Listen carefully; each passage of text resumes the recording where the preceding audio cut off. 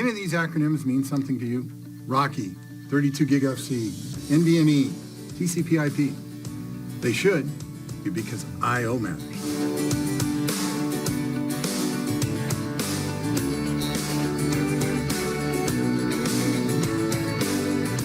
After a little bit of cleanup, I want to now talk to you about RDMA use cases. So now we know about RoCE RDMA protocol, we know about iWARP, we know what the relative low latency capabilities are. Let's talk about when you would talk to a customer about using RDMA. So we're going to draw our picture of our data center out here again. And where does RDMA play in this environment?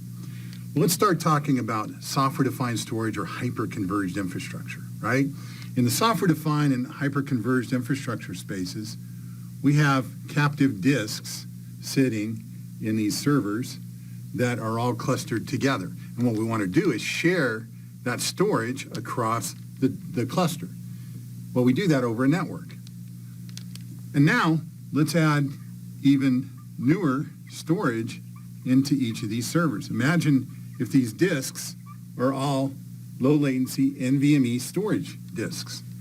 Wouldn't we want a low latency network?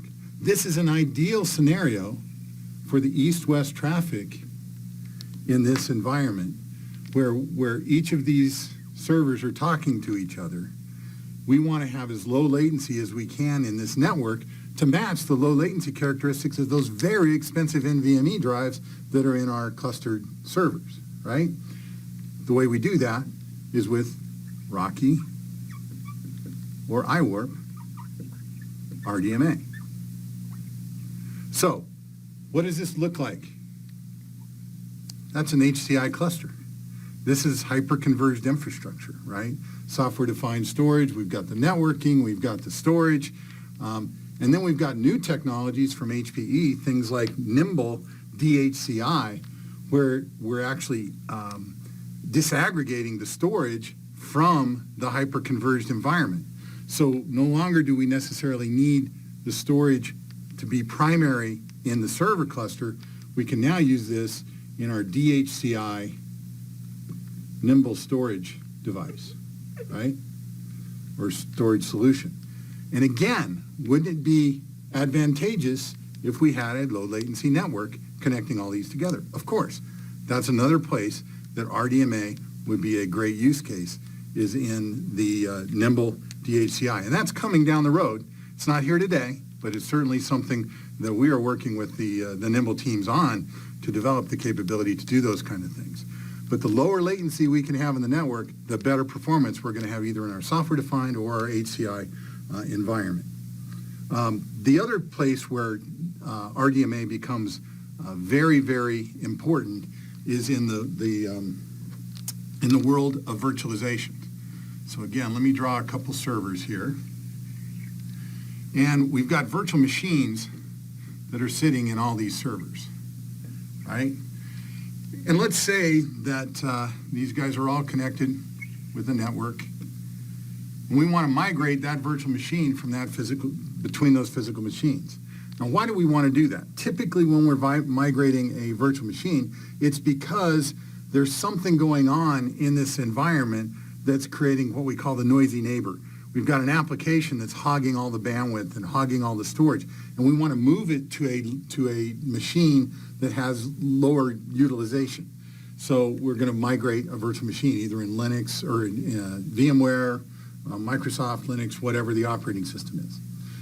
The reality is the actual act of moving that virtual machine has an interesting impact on the CPU. If we look at the timeline of moving a virtual machine, what we end up with is CPU utilization on the order of 20 to 30% just to move the virtual machine. And the line rate, the amount of bandwidth that's available, the amount of processor that's available to push that information or that VM over the network, sits here in the order of, maybe 5 to 10 gig, even if I'm using, say, a 25 gig network adapter. Now, I take that same environment and I run the same virtual machine migration, all of a sudden my utilization of my CPU sits down here at about 5%. And my bandwidth jumps up to my full 25 gig performance level.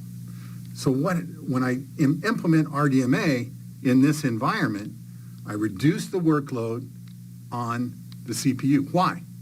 RDMA is an offload. And if you watched some of my earlier videos or videos in my series, you know that offloads move the work from the CPU to the adapter. And so the CPU doesn't have to work as hard to move the virtual machine.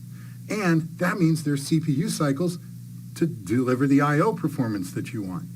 So by simply turning on RDMA in this kind of an environment, not only do I reduce the CPU utilization, I improve the performance of the migration. So instead of the migration taking 60 seconds to complete, it completes in 30 seconds. Thanks for watching. This is Todd Owens. My contact details are below here. Feel free to reach out to me at any time with any questions that you might have relating to I/O technology.